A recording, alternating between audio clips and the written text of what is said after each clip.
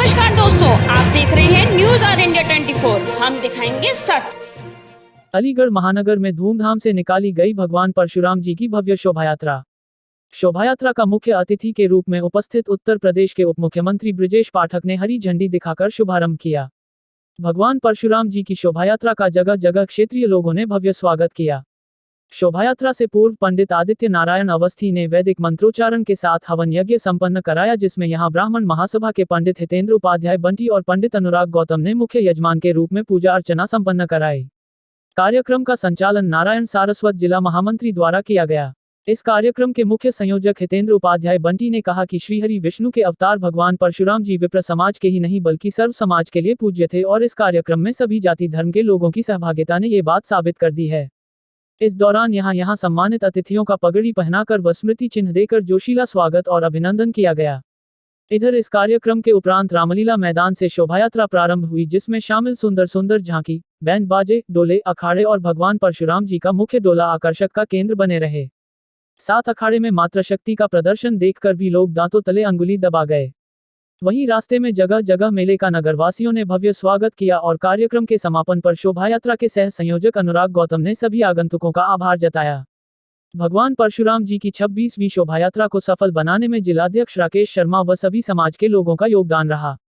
जिस ढंग से भगवान परशुराम ने जिनके आदर्शों पर हम लोग चलने का बीड़ा उठाते हैं कि समाज में हम सबको साथ लेकर के चलते हैं, और जिस ढंग से माननीय मुख्यमंत्री जी ने कह रखा है कि हम प्रदेश से गुंडा राज को समाप्त करेंगे, भय मुक्त समाज की स्थापना करेंगे, उस दिशा में हमारी सरकार तेजी के साथ काम कर रही है।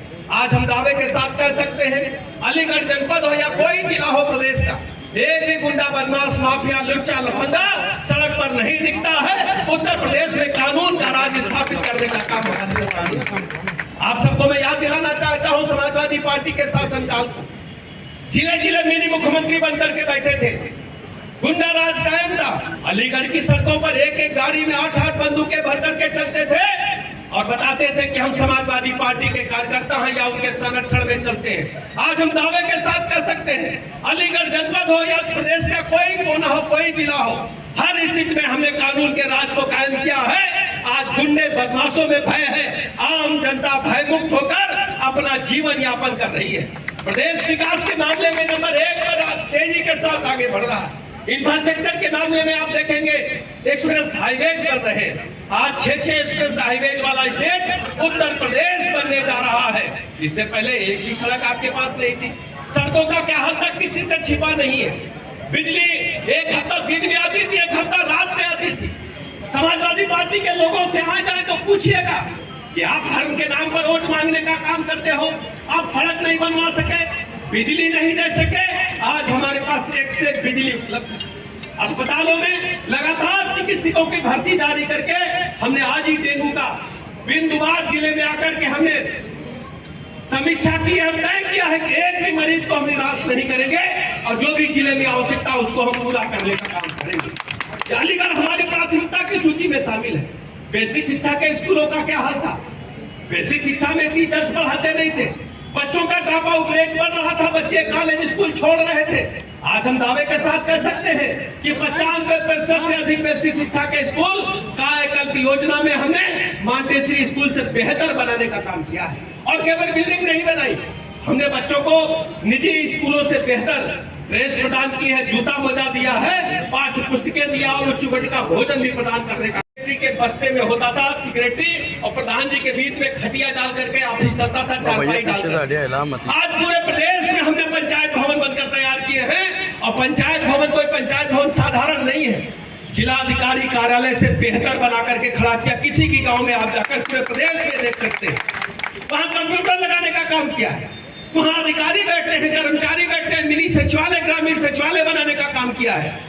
सरकार की केंद्र प्रदेश की जितनी भी योजनाएं हैं आप गांव में ही बैठ करके आवेदन कर सकते हैं, सारी कार्रवाई पूरी कर सकते हैं। ये संभव भारतीय जनता पार्टी की सरकार में, योगी जी की सरकार में, मोदी जी के मार्गदर्शन में, डबल इंजन की सरकार ने पूरा करके दिखाने का काम किया है। हम सब सुनते थे समाजवादी पार्टी की शासनकाल में क्या होता था, कोई हत्या कर दे तो छूट जाता था, कोई मर्डर कर दे छूट जाता था, हत्या लूट डकैती बलात्कार मुलजिम सरेआम घूमते थे और उन उनको सरकारी संरक्षण मिलता था। समाजवादी पार्टी के लोगों के पास जवाब नहीं होगा। जब भी आए मैं इसलिए याद दिलाता हूं, उनसे जरूर पूछिएगा कि आपने इंफ्रास्ट्रक्चर कहां भेज दिया था, सारा पैसा कहां जाता था। आप सबको पता है, सफाई इटावा का एक छोटा सा गांव, अपने गांव में जहां जन्म लिया समाजवादी पार्टी के नेताओं ने, सारा पैसा प्रदेश का लगाने वहां काम करते थे और साल में एक दिन सफाई महोत्सव बनाते थे। हमारी सरकार जो जनता का पैसा है जनता के लिए खर्च करने का काम सड़क, पानी, बिजली, स्कूल, अस्पताल कर रही है।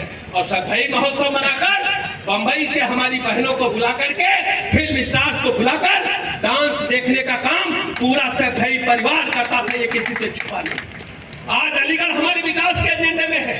हम पूरे प्रदेश को नंबर 1 पर ले जाने के लिए काम कर रहे हैं। उद्योग जगत में चमत्कार आ गया। पहले उद्योगपति पलायन कर रहे थे, आज देश का हर उद्योगपति, दुनिया का हर उद्योगपति उत्तर प्रदेश में उद्योग लगाना चाहता है।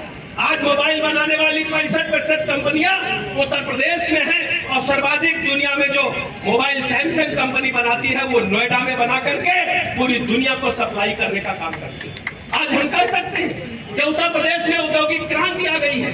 मित्रों, भगवान परशुराम जी की शोभा यात्रा के अवसर पर आप सबको बहुत ही शुभकामनाएं देता हूं और आभार प्रकट करता हूं।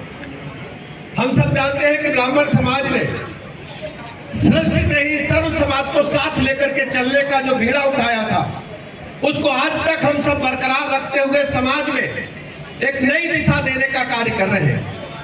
मैं ऐसे अवसर पर अपने सभी भाई बहनों को बहुत बहुत अभिनंदन करता हूं, आभार प्रकट करता हूं। विगत कई वर्षों से लगातार उपाध्याय जी और उनकी टीम ने इस शोभा यात्रा का व्यवस्थित ढंग से संचालन करने का काम किया है। 26 वर्ष से लगातार कोई कार्यक्रम करना कोई आसान नहीं होता, लेकिन उपाध्याय जी ने और उनकी टीम ने, हितेन जी ने इस व्यवस्था को लगातार चलाते हुए बहुत व्यवस्थित ढंग से समाज को एक एक घर को जोड़ते हुए इस कार्यक्रम को आगे बढ़ाने का काम किया है। इसके लिए मैं पूरी टीम का बहुत बहुत अभिनंदन करता हूँ, आभार प्रकट करता हूँ। हम सब जानते हैं कि समाज में लगातार चाहे वैवाहिक सम्मेलन कराने हो, युवक युवती परिचय सम्मेलन के माध्यम से काम कराना हो, चाहे कोरोना काल रहा हो, आप सबने बहुत ही मेहनत और लगन के साथ जुट करके समाज की सेवा करने का काम किया है। और कोई साधारण काम नहीं होता कि अपने प्राणों को न देख करके, अपने परिवार की चिंता न करके लगातार सर्व समाज के हित के लिए काम करना अगर किसी से सीखना है तो हमें आप सबसे सीखना होगा और लगातार इस बात के लिए कायम रहना।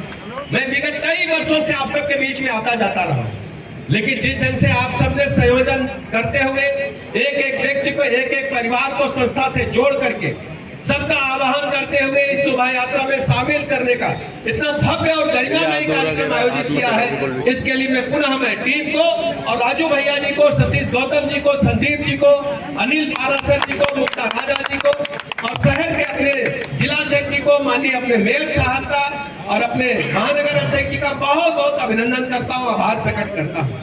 समाज में